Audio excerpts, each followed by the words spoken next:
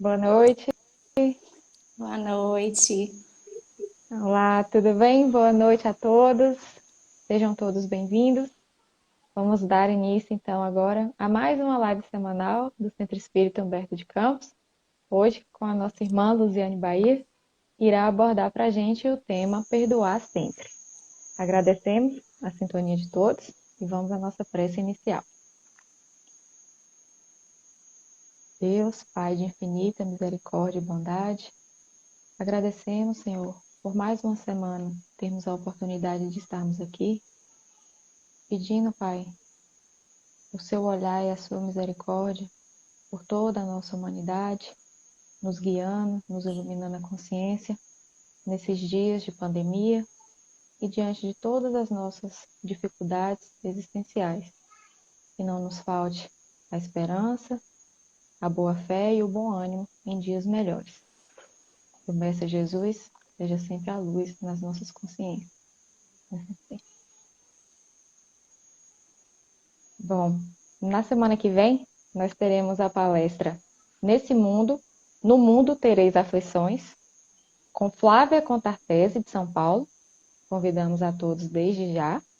E agora vamos passar a palavra para a nossa amiga Luziane, que ao final da sua palestra fará o encerramento da nossa transmissão com a prece. Luziane, fica à vontade, a casa é sua. Agradecemos a todos, uma boa noite e até mais. Obrigada, querida. Queridas irmãs, queridos irmãos, a paz do Cristo. Agradecemos imensamente pela oportunidade de estarmos juntos, aos amigos queridos do Centro Espírita Humberto de Campos, na cidade de Vitória da Conquista, cidade e companheiros que estamos muito saudosos. Um abraço a todos e a todos que já estão aqui conosco para conversarmos um pouco sobre este tema que nos traz o Evangelho de Jesus à tona e as nossas reflexões. Em o Evangelho de Mateus, no capítulo 18, nós encontramos a parábola do devedor implacável. Aqui na tradução de Haroldo Dutra Dias, o Novo Testamento, nós vimos nos versículos 23 a 35 um contexto trazido por Jesus que nos chama muita atenção. Vamos escutar como o evangelista grafou a narrativa do Mestre. Por isso, o reino dos céus é semelhante a um homem rei que quis ajustar contas com os seus servos. Ao começar a ajustar as contas, foi trazido a ele um devedor de 10.000 talentos. Não tendo ele com que pagar, o Senhor ordenou que fossem vendidos ele, a mulher, as crianças e tudo quanto tinha, para que fosse pago. Então, prosternando-se o servo, o reverenciava, dizendo: Sê longânime, sê paciente, sê compreensivo, para comigo, e tudo te pagarei. O senhor daquele servo, compadecendo-se, liberou-o e perdoou-lhe a dívida. Saindo, porém, aquele servo, encontrou um dos seus conservos, ou seja, que também eram servos juntamente com este que acabou de ser perdoado de uma grande dívida que possuía em relação ao senhor, que lhe devia 100 denários. Denários é a moeda da época, né? Somente 100 denários. E agarrando aquele que acabou de ser perdoado pelo Senhor em 10.000 talentos, agarrando, o estrangulava dizendo: paga, se algo me deves. Assim, prosternando-se, o seu conservo rogava-lhe dizendo: sê longânime para comigo, sê paciente, sê compreensivo, e te pagarei. Ele, porém, não queria, e saiu e lançou-o na prisão, até que pagasse o que estava devendo. Vendo, pois, os seus conservos o que acontecera, entristeceram-se muito, e vieram relatar ao seu senhor tudo o que acontecera. Então, o seu senhor, convocando, lhe disse: servo mau, perdoei-te toda aquela dívida quando me rogaste. não devias tu, igualmente, ter misericórdia do teu conservo, como eu também tive misericórdia de ti? Esta pergunta trazida pela descrição do mestre, que o Senhor teria feito para aquele que foi perdoado em 10.000 talentos e que não conseguiu perdoar o outro que devia-lhe apenas 100 dinheiros, ou seja, 100 denários, é uma pergunta muito emblemática. É uma pergunta que está presente, por exemplo, a sua assertiva no Pai Nosso. Quando nos propõe que nós peçamos a Deus o perdão, mas ali na própria construção do Pai Nosso, nós já prometemos que nós sejamos perdoados da mesma forma que nós perdoamos. Fazemos um compromisso na rogativa do Pai Nosso. E aqui, Jesus traz, ao fazer essa pergunta do Senhor, não seria óbvio que tivesse misericórdia? Não teria esta lógica, uma vez que foi perdoado de uma dívida muito maior e do Senhor, que, pelo que a descrição da parábola traz, não deve a ninguém. Observando a parábola até este trecho, porque ela ainda falta um pedacinho para ser concluída, nós nos lembramos de um texto do Espírito Amélia Rodrigues, que está neste livro, Pelos Caminhos de Jesus, a psicografia de Divaldo Franco. O título do capítulo chama-se O Poema do Perdão. E nós encontramos aqui a passagem e os comentários do Espírito Amélia Rodrigues referente a versículos anteriores à parábola do devedor implacável, que são os versículos que falam sobre erro e perdão, onde nós encontramos Pedro perguntando a Jesus: então, diante das faltas, deveríamos perdoar todas elas 7 vezes? Ou seja, Pedro faz um questionamento a partir de uma elucidação que Jesus vem trazendo, e ele pergunta se todas as faltas devem ser perdoadas, se devem ser perdoadas 7 vezes. Como se fosse uma tentativa de Pedro limitar a ação e a atuação do perdão. E Jesus responde, como nós conhecemos, que está grafado no capítulo 18 também de Mateus, mas são versículos 21 e 22, que é bem antes desta parte que nós narramos da parábola. E ele diz, não 7 vezes, mas 70 vezes 7 vezes. E a gente conhece essa passagem, às vezes, e quando a gente é criança, que ouve essa passagem, a gente fica fazendo conta, tentando descobrir o que é que Jesus quis dizer com 7, não 7 vezes, mas 70 vezes 7. O que é que isso significa? Qual é a amplitude? Então a gente tem que perdoar, a gente faz a conta matemática. Eu tenho que perdoar essas vezes todas. Como é que é isso? Então depois que eu perdoar todas essas vezes, está tudo ok? Esse diálogo aconteceu entre eles e Mateus, tanto Mateus quanto Lucas, que também retratam este trecho do erro e do perdão, que fala do perdoar 70 vezes 7 vezes, termina aí a narrativa. Só que o Espírito Amélia Rodrigues vai adiante.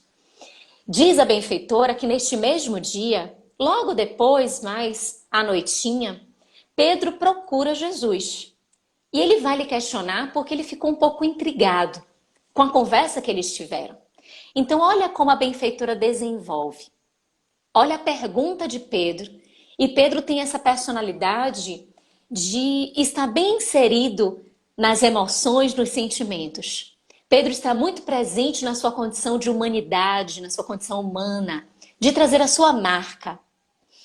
Então ele pergunta, e se alguém com quem não simpatizamos nos ferir por motivo nenhum, seria lícito reagir apresentando-o ao juiz?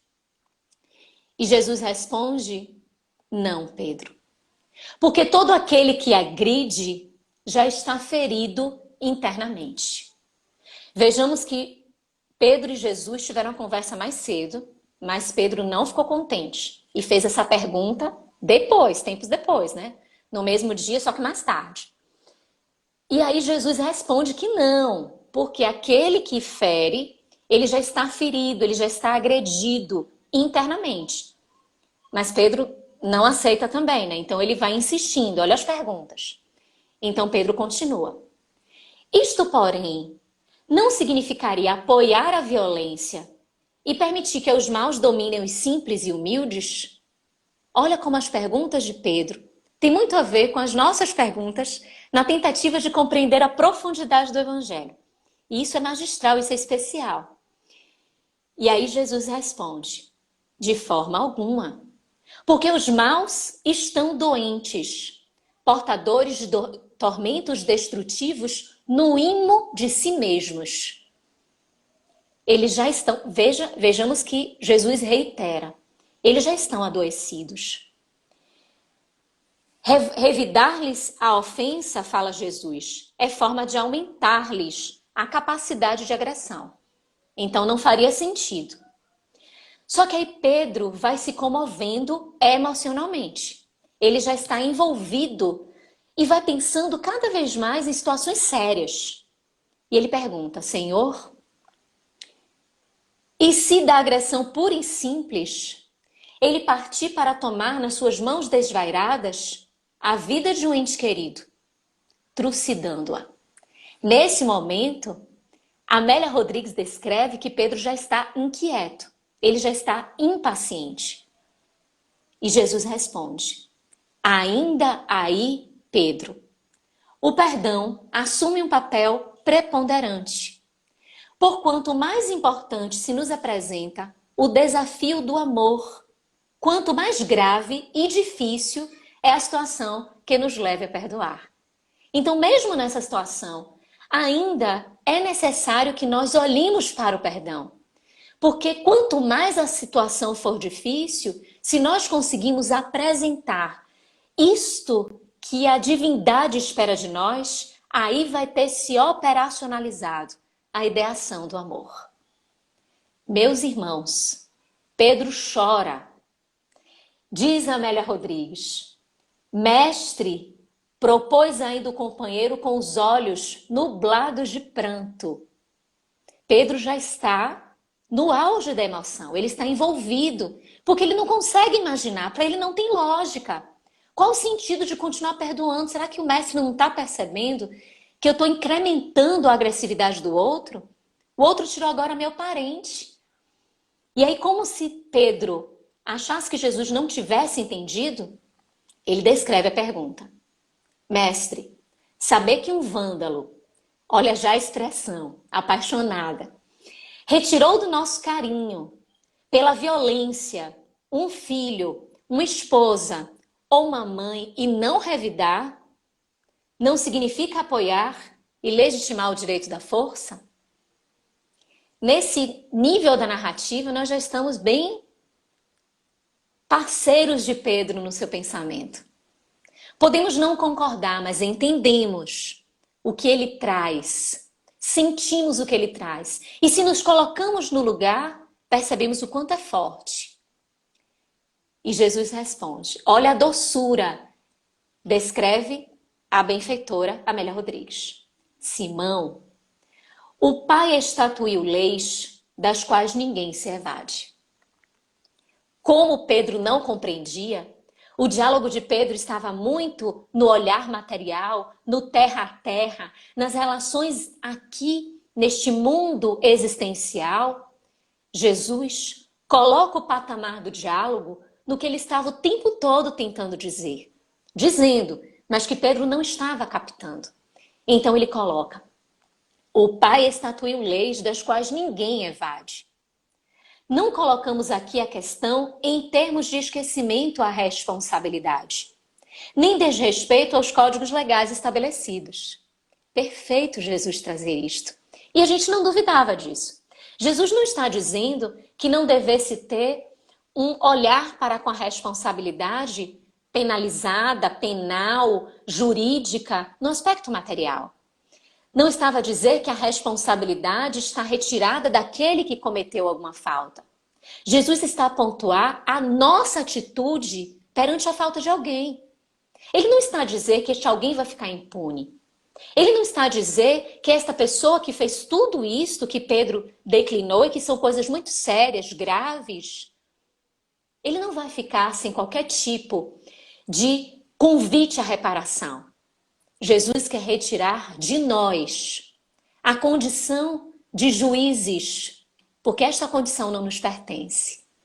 Jesus quer retirar de nós, nesta explicação, a condição de aproximarmos-nos de uma vingança, de apresentarmos ao outro um castigo em um aspecto que não nos cabe realizar, porque não somos dotados de uma condição tal e qual que possamos agir para com o nosso irmão a cobrar-lhe, como descreve a parábola, que mostra que um estava devendo ao Senhor, mas na hora que foi cobrar, e que foi perdoado, e que na hora que foi cobrar do outro, não teve piedade, não teve misericórdia, mesmo tendo sido objeto de misericórdia, a partir de alguém que nada deve a quem quer que seja. Não colocamos aqui a questão em termos de esquecimento à responsabilidade. Referimos-nos ao revide, ao ódio, ao plano de cobrança por parte daqueles que foram atingidos pela enfermidade agressiva do próximo desvairado.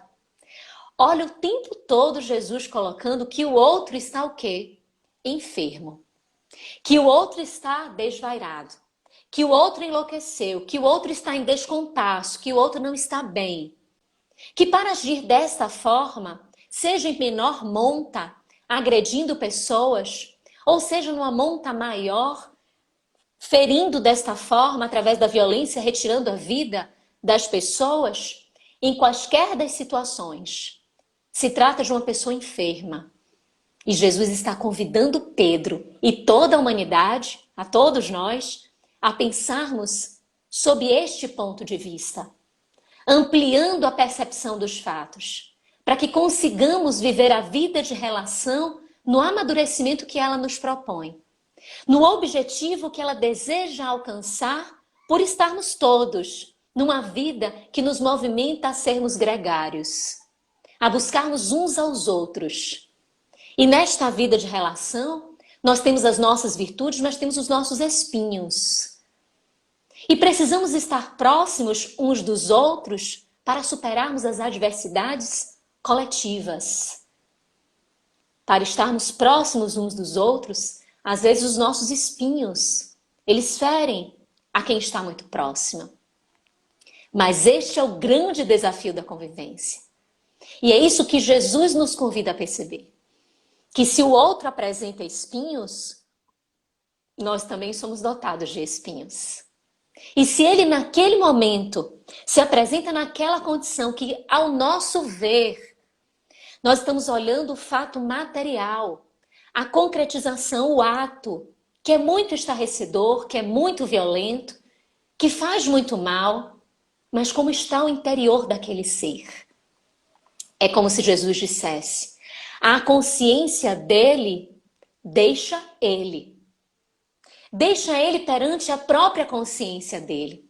Não precisamos nós nos investirmos de ódio, de planos de cobrança, de revide, de vingança, porque de nada adianta. Não vai apagar o que nos aconteceu, por pior que tenha sido. Por mais que isso venha como um furor, e é o furor da emoção. A raiva é uma emoção, é da condição humana. Quando a gente diz eu não tenho raiva, a gente não está falando a verdade. A gente está desconhecendo aquilo que nós abrigamos. A raiva é uma emoção humana. Nós temos o dever de educar as nossas emoções. Então, de educar o extravasar da raiva. Mas sentir raiva é muito natural. Então, diante de uma situação desta que Pedro narra, seja para nós, quantas situações, meus irmãos, impiedosas nós não já passamos. Cada um de nós que está aqui. Nós estamos imersos no mundo de provas e expiações, sem qualquer tipo de privilégios, onde o mal ainda sobrepuja o bem. Quantas adversidades nós não já passamos? Quantas vezes no nosso caminho não já atravessou uma individualidade que nos agrediu? Quantas vezes? Quantas vezes não existem pessoas com as quais nós convivemos e que basta que nos encontre, ela tem um objetivo sistematizado de nos agredir? Jesus convida a que diante destes panoramas nós tenhamos a postura que nos cabe ter, para que não sejamos injustos. Porque de nada vai adiantar que nestes momentos que a raiva advém, que esta emoção vem e parece que vai destruir tudo, nós tenhamos a consciência que ela é apenas um extravasar orgânico, que pode muitas vezes, após a exaustão de atos vingativos de ódio e de raiva, estarmos exauridos organicamente, extasiados por termos colocado toda a raiva para fora. Mas isso não vai significar que estejamos bem. Porque, igualmente, demos campo ao adoecimento. E ao final do ato praticado, estaremos adoecidos e arrependidos. Constatando o adoecimento, a enfermidade e arrependidos. Por termos escolhido daquela forma. Por termos nos direcionado daquela maneira. Então é esta a reflexão que Jesus convida. Além deles não fugirem da consciência, que os não esquecerá no tribunal de si mesmos. Olha a perfeição deste texto. Jesus coloca aqui, não é Deus, não é uma condição externa. É por isso que a questão 621 ela é muito profunda. Onde está inscrita a lei de Deus? Na consciência. É Deus em nós. Em nós mesmos temos esta forma de perceber as nossas ações, de identificar as nossas faltas, de estudar a nossa alma, de perceber as nascentes do coração, de onde promanam, de onde brotam os bons ou os maus pensamentos. Então aquele que nos agrediu está entregue à própria consciência e dela ele não consegue fugir. Se porventura conseguir fugir da justiça humana, não sendo nunca encontrado, desencarnando, a sua consciência o leva inevitavelmente a uma reequalização, a um reequilíbrio da sua história.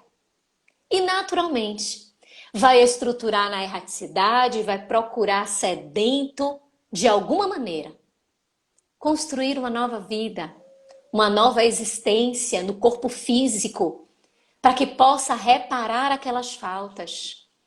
E assim nós vamos seguindo. Mas entreguemos cada um de nós à consciência pessoal, porque ela é o tribunal íntimo e ela é quem nos diz em veracidade, com autoridade, aquilo que nos pertence escutar e aprender. Cabe-nos, e Jesus se inclui, isso é lindo, isso é perfeito, cabe-nos deixar que os organismos especializados cumpram com as suas atribuições. Ou seja, nem mesmo ele, que é o espírito puro, que é um espírito no estágio evolutivo que nós nunca tínhamos visto antes, e nem vimos, nem veremos depois aqui no contexto da Terra,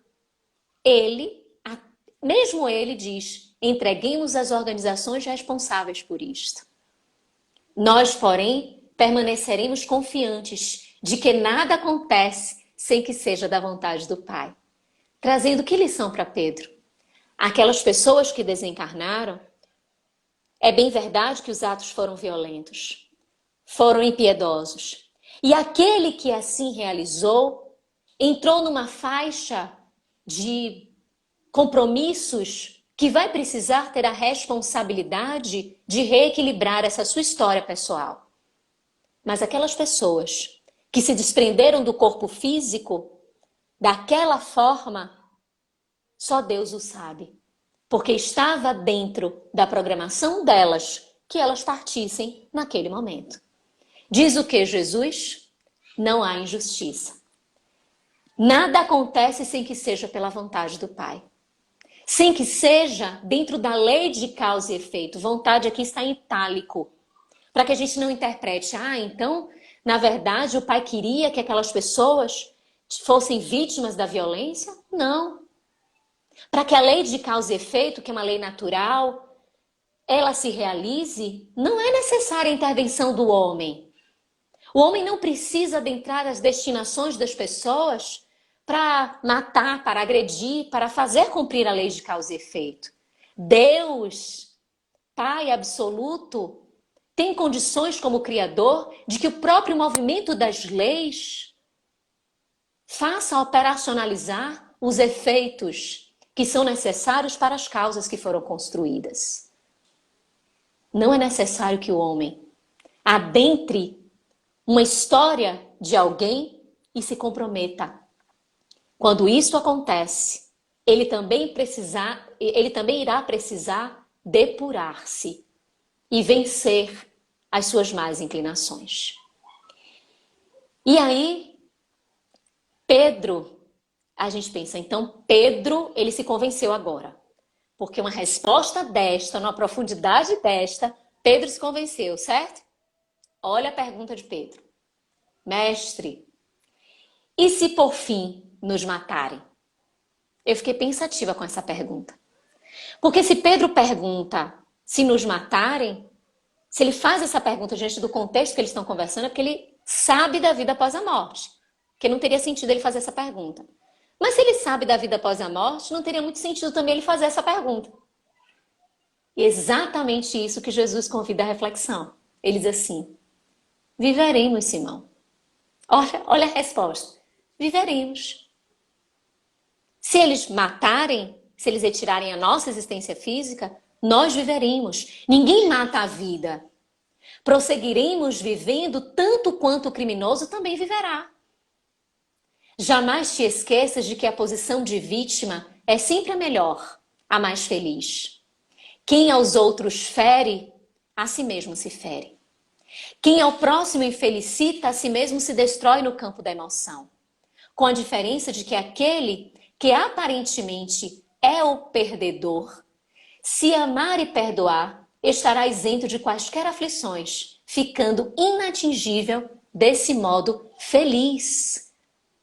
Então Jesus apresenta a condição de vítima, mas se a vítima souber entender o seu papel e a sua posição de vítima, porque é vítima entre aspas. Se nada nos acontece por acaso, tem algo que deu ensejo àquele desfecho. Não ao desfecho em si, mas às emoções que o desfecho nos proporcionou. A forma que aquilo repercutiu em nós. Atingiu o que precisava em termos de confronto com a causa que temos em nós e que deu origem a todo aquele cenário. Se aquele que aparentemente é o perdedor souber amar e perdoar, ele também vai ser feliz. Mas se ele não souber, ele também se infelicita, ele também adoece e também a sua estrutura rui. Comentando este trecho do erro do perdão, Emmanuel tem um texto em O Reformador que fala que é como se fosse quando nós não perdoamos ou quando nós agredimos alguém. Então, quando a gente não perdoa e fica imerso no ódio, na raiva, nas desavenças, ou então quando a gente faz o mal a alguém, nas duas situações elas se equivalem, diz o benfeitor. Se equivalem é como se a gente estivesse dentro da nossa casa. Vamos imaginar, a gente dentro de casa e tomando de um instrumento que é capaz de derrubar as paredes da nossa casa. A gente pega esse instrumento e começa a bater na parede. E bate na parede, bate na parede. O que é que vai começar a acontecer? As estruturas da casa, elas começam a se abalar. E a parede, num determinado momento, vai ruir. Mas a parede é o sustentáculo. São as vigas que se elevam para que o teto possa estar acima de nós. A proteção possa estar acima de nós. Se nós quebramos as paredes, se batemos nas paredes da nossa própria casa, a nossa casa vai ruir sobre nós. E Emmanuel lindamente nos traz essa figura para que a gente entenda o que a gente faz com a gente mesmo quando a gente agride o outro, porque a gente entra nesse estágio mental que já pertence a gente, porque se a gente exteriorizou uma agressão, é porque ela já pertence a gente. Jesus disse que a gente só concede ao outro que está repleto o coração. E se a gente não perdoa, a gente também entra nessa faixa. Porque a gente está criticando o outro pelo que ele fez e está se nutrindo das mesmas emoções ou dos mesmos sentimentos que o outro se nutriu para que um dia ele viesse a nos agredir. Então nós também estamos batendo com este instrumento nas paredes e elas vão ruir e a casa vai cair sobre nós. A casa, a nossa estrutura. Então vai desmoronar a nossa estrutura. A nossa condição de edificação, aquilo que nós edificamos. Nós vamos nos encontrar perdidos.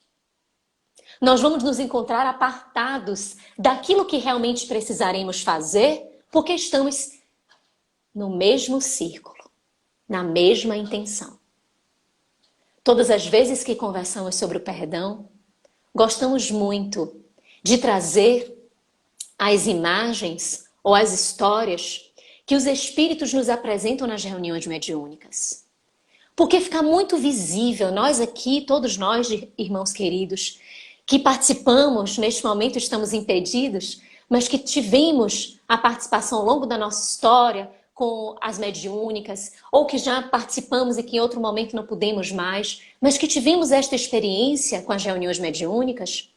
Quando advém um irmão nosso em sofrimento, um espírito em sofrimento, que ali, utilizando-se daquele instrumento do médium, nessa caridade tão abençoada, através da psicofonia, nos descreve e demonstra o que está sentindo, nós iremos nos lembrar com certeza destes irmãos que, quando descreveram situações em que eles não conseguiram perdoar, as descrições eram sempre no presente. Ele sempre me faz isto. Não adianta que eu pense de outra forma, porque ele é assim. O que ele fez comigo é constante. E aí a gente pensa assim, puxa, fez com ele ontem. É um recém-desencarnado. Ou então é algo recente, mas é algo recente assim, talvez de 2 anos.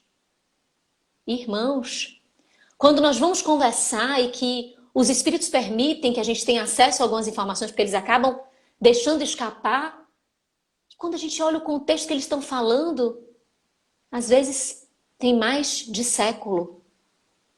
São muitos anos e ficou lá atrás, porque eles começam a falar de uma época de escravidão, de colônia, de império, e a gente diz, meu Deus, isso não é agora. Mas eles estão falando como se fosse presente, porque eles estão o tempo todo a bater com o instrumento nas paredes das suas estruturas psicológicas. Eles estão vivendo isto. É a realidade, é o tempo presente deles. Quando a gente não perdoa, a gente vive o passado no presente constante e arrasta a dor e dela a gente nunca se aparta. Por isso que o perdoar, por isso que o convite é que a gente perdoe e a gente perdoe sempre. Por quê? E aí a gente pode vir para essa partezinha final da parábola do devedor implacável. Diz assim, depois da pergunta, né, que o Senhor faz: não devias tu igualmente ter misericórdia do teu conservo, como eu também tive misericórdia de ti? E irando-se o seu senhor, o entregou aos carcereiros, até que pagasse tudo o que estava devendo. Assim vos fará meu Pai, que está nos céus, se não perdoardes de coração cada um ao seu irmão. Por isso que no Pai Nosso, quando Jesus coloca o perdão, ele coloca nessa condição. E aí a gente volta e pensa, Jesus colocou isso na parábola e colocou lá também no Pai Nosso, porque em verdade Deus lida com a condição? Não. É para que nós não esqueçamos de fazer a nossa parte. Porque o perdão que advém de Deus não é o perdão humano, não é o perdão das nossas relações. Nós temos esse dever de perdoar, de ultrapassar aquela situação, de virar a página da nossa história para que a gente possa construir um presente diferente e, consequentemente, um futuro mais saudável, mais libertador, mais aprazível. A nossa relação com Deus, não há mágoa de Deus para conosco. Não há melindres, não há raiva, não há nada que a gente faça que Deus diga: estou chateado com você, então eu estou esperando você perdoar o seu irmão para que eu também possa te perdoar. A nossa história para com a divindade é sempre de oportunidade. Ele sempre está a nos conceder oportunidade. Então o seu perdão é a sua misericórdia, é o olhar constante de que nós estamos enfermos. É uma compreensão no aspecto divino, que não tem nada a ver com o aspecto humano, mas no aspecto divino, de que nós estamos naquele estágio evolutivo, de que ainda nós elegimos aqueles comportamentos. Então ele sempre está a nos conceder o perdão, que nesta equação divina significa nova oportunidade. Sempre. Sempre o amor. Acontece que existe um momento de quando nós descumprimos esse nosso combinado, ou seja, ele está o tempo todo nos concedendo oportunidade, concedendo oportunidade. E diante do irmão que faliu para conosco, a gente não faz o mesmo para com ele. Nós que somos pessoas que temos as nossas falhas, que temos os nossos espinhos, que o tempo todo estamos rogando a Deus misericórdia. Nesse momento aí, não é que as oportunidades elas vão parar de existir. É que vai entrar um complemento decodificado do amor, que se chama dor, para que a gente consiga compreender o que é necessário ser feito. Para que a gente, através da necessidade do reequilíbrio da nossa consciência, porque quando nós não perdoamos, nós estamos também fazendo o mal, estamos permitindo que o mal tenha um respaldo, tenha um palco, ele possa vicejar e operar. Nós iríamos ter um incremento, uma dádiva que advém para nesse contexto de amor, também está presente a dor como representatividade do amor, conduzindo esta dor à nossa libertação. Então, nós precisamos perdoar sempre, porque Deus nos concede o perdão neste olhar de oportunidade. Então nós temos um combinado para com Ele. Deus não pede nada para Ele. Ele deseja que nós, os seus filhos, amemo-nos muito. Então Ele deseja ver os filhos bem. Ele deseja que nós estejamos nesta relação de perdão, de compreensão, de misericórdia, de indulgência de um para com o outro. Nada para ele, tudo entre a gente. E inevitavelmente isto vai ser uma forma de adorar a Deus. Porque de nada adianta chegarmos no altar com as oferendas se o nosso coração está impuro. Porque tem algo que precisamos carpir, realizar, equalizar com o nosso irmão. Mas vem algo que é muito interessante dentro dessa reflexão do perdão. Porque além de nós termos de perdoar sempre, porque Deus sempre nos concede a oportunidade, então Ele sempre está nos ensinando como fazer, é porque nós, perdoando, nós estamos entendendo que aquela dificuldade que atravessamos, o outro pode ter escolhido participar do contexto que nos trouxe uma mágoa. Mas aquela mágoa, ela precisa ser reconhecida, decodificada, estudada por nós. Nós precisamos entender por que aquela situação nos fez tanto mal. Perdoarmos sempre, retirando aquele que, infelizmente, foi instrumento de algo que nos aconteceu e trazendo a nossa consciência de que se nos aconteceu, não era por acaso. Então nós temos de perdoar. Porque perdoar vai significar libertar dentro de nós a causa que gerou aquele efeito. Qual foi a causa que gerou aquele efeito? O nosso egoísmo, o nosso orgulho, a nossa vaidade, a nossa inveja, as nossas imperfeições? Se nós estamos tão magoados, é porque elas estão em nós. Elas estão numa postura de destaque dentro de nós.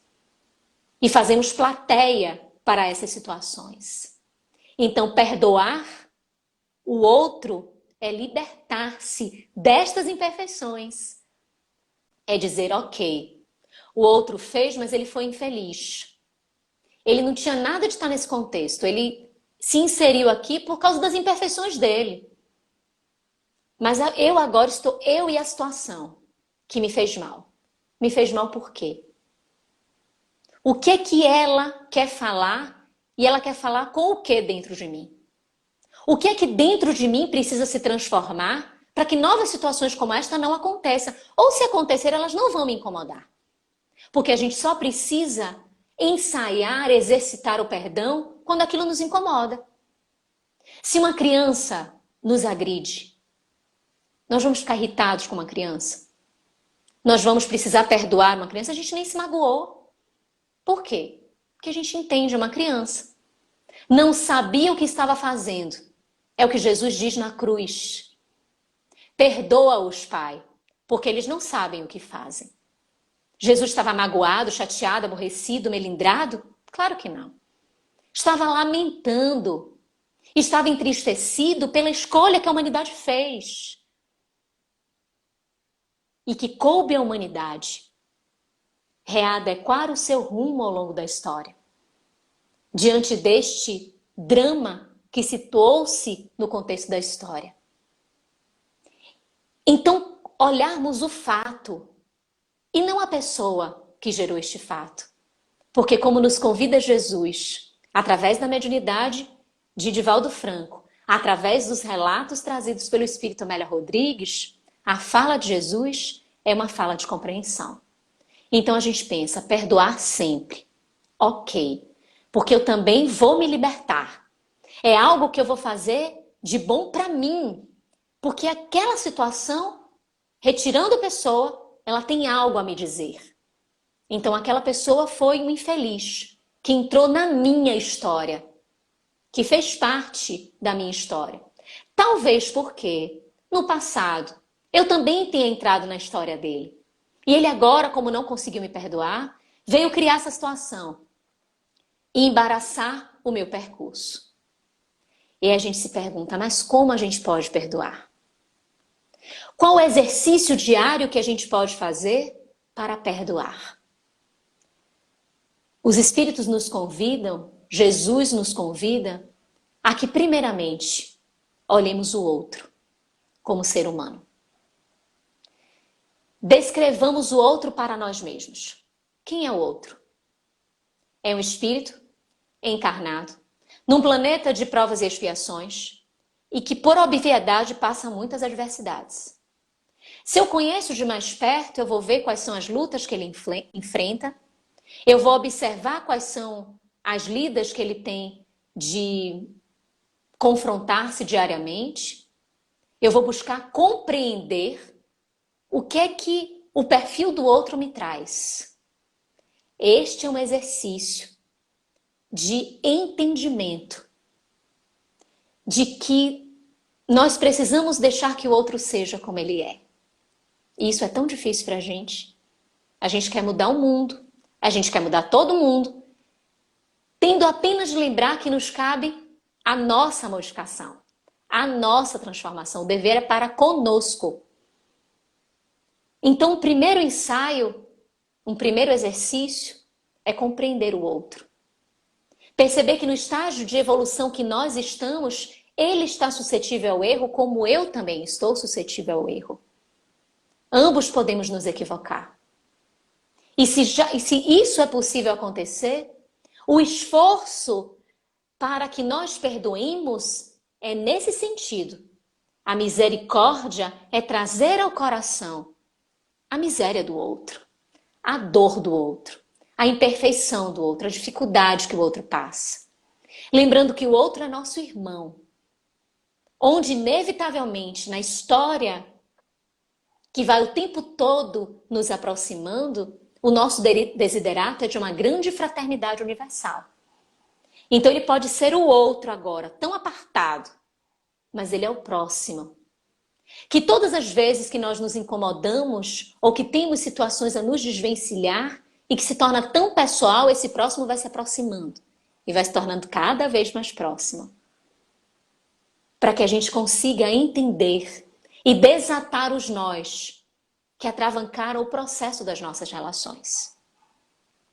Se exercitar ao perdão é um processo de educação.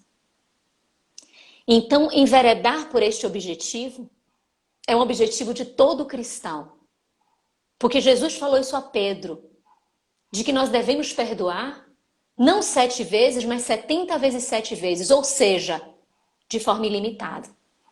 Porque quantas vezes nós sentimos a necessidade de perdoar é porque ainda não amadurecemos, é porque ainda nos deixamos envolver pelas faltas que são cometidas para conosco, é porque ainda nos magoamos com o que os outros nos fazem e nós precisamos perdoar porque precisamos evoluir, porque precisamos nos libertar, porque precisamos romper as amarras de tudo isto. Então, são ilimitadas vezes. São quantas vezes sejam necessárias para que nós nos transformemos. Porque não imaginamos Jesus com raiva de nós. Não imaginamos os espíritos superiores, os benfeitores, Joana de Ângeles, Amélia Rodrigues. Não imaginamos eles chateados com a gente. Ou tendo alguma coisa para que eles tenham de nos perdoar. Porque é outro nível de percepção. Então, atingindo um outro nível, tudo bem. O perdão, ele perde o sentido.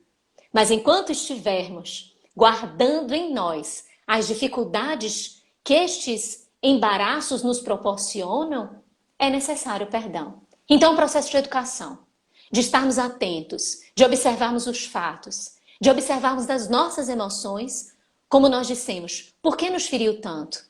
Por que nos abalou tanto? Por que esta pessoa, tendo falado ou feito desta forma, nos trouxe uma repercussão tão grande, sendo que outras pessoas já me fizeram coisas piores? E eu consegui relevar.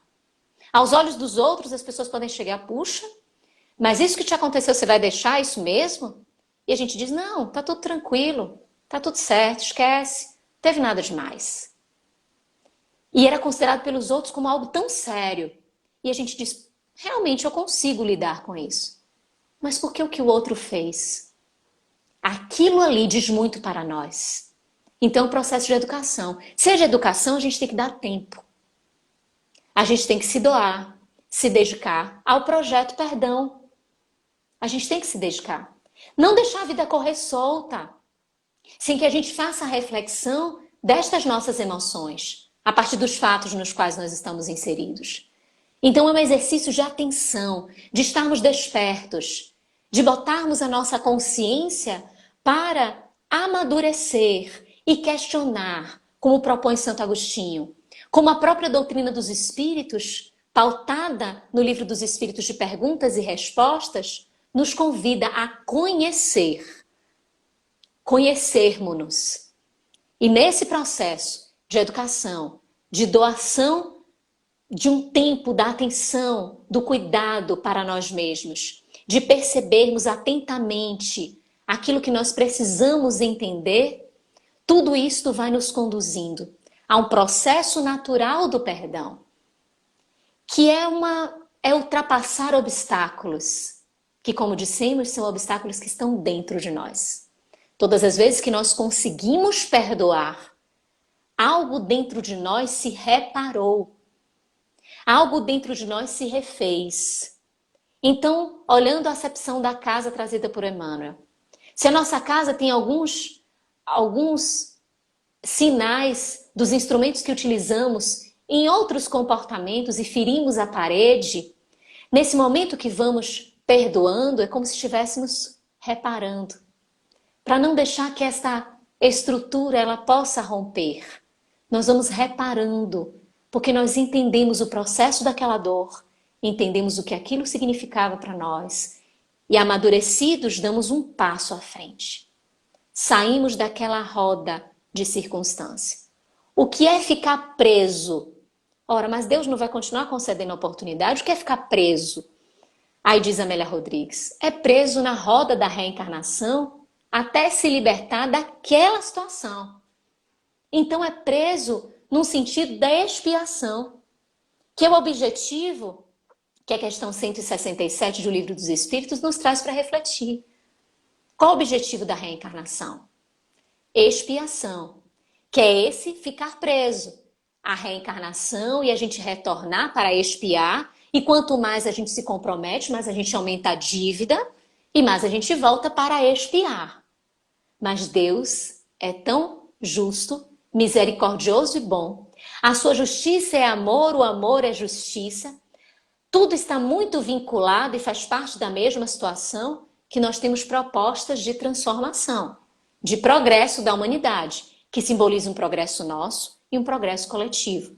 Então nós também, enquanto estamos espiando, nós temos provas que vão nos permitir dar saltos e expressarmos-nos à frente, nessa sensação de que não estamos só reparando o passado, não estamos só espiando, mas estamos tendo possibilidade. À exceção de alguns momentos que são completamente reparadores, que são completamente expiatórios e que faz parte para que haja uma necessidade desta reparação, deste reequilíbrio, para que o livre-arbítrio possa ser equalizado, para que novamente, sabendo instrumentalizar esta ferramenta, sabendo lidar com este poder, nós consigamos voltar ao ritmo da existência, expiação e melhoramento, instrumentalizando o livre-arbítrio de maneira mais profunda, adequada e educada. Então, este convite é um convite de educação, que requer persistência, que requer a observação constante, para que nós não percamos. Mas quando falamos de perdão, precisamos nos lembrar do auto perdão. Tudo isso que a gente falou, tudo isso que a gente refletiu aqui junto, em relação ao outro, tem de falar também para conosco. Quando nós cometemos as faltas, não há necessidade, não temos de entrar na proposta da culpa, porque nada nos adianta. Não vai fazer, da mesma forma que falamos, que a vingança não vai fazer com que apague o que o outro nos fez, a culpa é como se estivéssemos a nos vingar de nós mesmos. Como se quiséssemos dizer, você não deveria ter feito isso.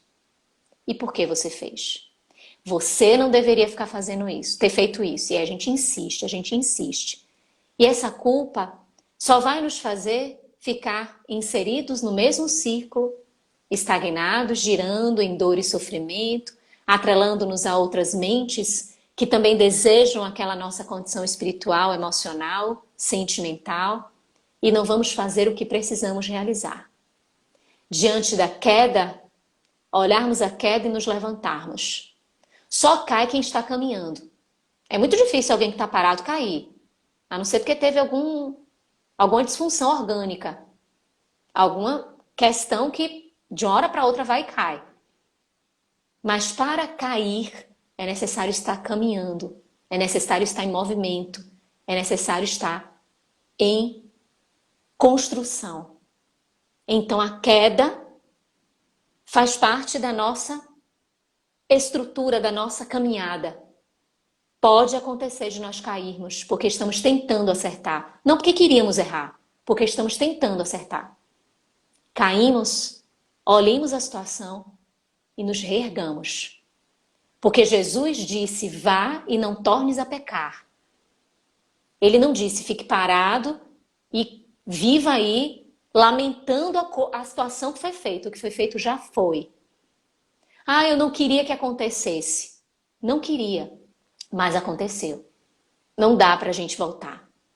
Mas dá pra gente seguir e nunca mais experimentar essa sensação que é ruim. E que a gente não quer experimentar de novo. Então a gente tem como seguir. Então, diante das nossas faltas, das nossas quedas, sigamos fortes, sigamos firmes, sabendo que Deus, que Jesus, que os bons espíritos acreditam em nós e muito mais estão conosco.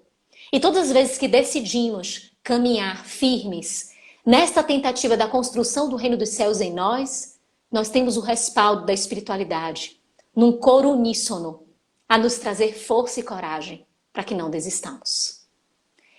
Quando olhamos o perdão, lembramos da questão 886 do Livro dos Espíritos. Qual o conceito de caridade? Conforme entendia Jesus, benevolência para com todos, indulgência para com as imperfeições alheias, perdão das ofensas. Perdão é caridade. Caridade é amor. Perdoar sempre, porque o convite é amar sempre. Então Jesus não poderia falar diferente a Pedro. Perdoar sempre, quantas vezes forem necessárias, porque a proposta é de amar sempre. Sempre. Este é o nosso desafio, este é o convite que Jesus nos fez, para que diante destas existências, que são oportunidades grandiosas da nossa construção, da nossa libertação, nós consigamos vencer, crescer e seguirmos em frente. Nestes dias tão desafiadores, relevemos mais, compreendamos mais, tenhamos mais misericórdia, entendamos mais o outro, tenhamos mais paciência, silenciemos muitas vezes. Em outro momento nós podemos falar, mas silenciemos quando os ânimos estiverem acirrados. Façamos a nossa parte. É um momento muito delicado, onde as emoções estão à flor da pele, onde as reações e as intempestividades são muito grandes e podem trazer desfechos desproporcionais e indesejados. Não é momento de nós nos comprometermos, no sentido de nós nos equivocarmos para com a compreensão. É momento de nós nos libertarmos. É momento da caridade. É momento do Evangelho de Jesus. Então sigamos amando a Deus sobre todas as coisas e ao próximo como a nós mesmos. Amando-nos, concedendo-nos o alto perdão, fazendo esta autocaridade, este alto amor, e façamos o mesmo para com o outro, porque se alivia o peso que nós carregamos nas costas diante das nossas faltas, alivia muito ao outro receber o perdão. O outro entende, eu estou recebendo uma nova oportunidade.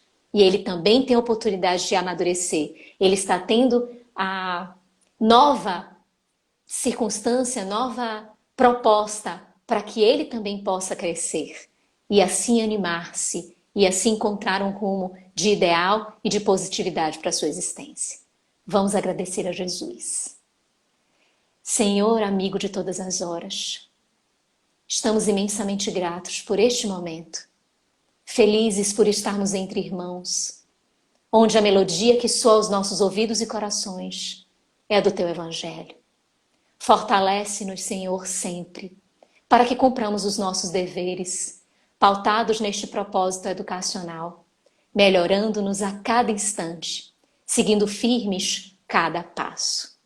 Ensina-nos diariamente, através das oportunidades, o perdão constante, para que consigamos nos libertar, leves, amando, seguindo sempre, firmes até o fim. Gratidão imensa, Senhor. Agradecemos ao Centro Espírita Humberto de Campos, aos nossos irmãos queridos que nos oportunizaram este instante. Agradecemos a todos que estiveram aqui conosco, que interagiram conosco, que nos deram a sua atenção, que compartilharam os pensamentos positivos, porque juntos nós vencemos as vicissitudes. Juntos nós somos mais fortes. E assim, entre irmãos, sigamos vitoriosos, apoiando-nos uns nos outros, para que consigamos chegar até o fim, sendo trabalhadores, sendo servidores, construindo a nossa história e colaborando para que cada um também possa construir a sua história. Até uma nova oportunidade. Um beijo imenso. Todos fiquem com Deus. Tchau.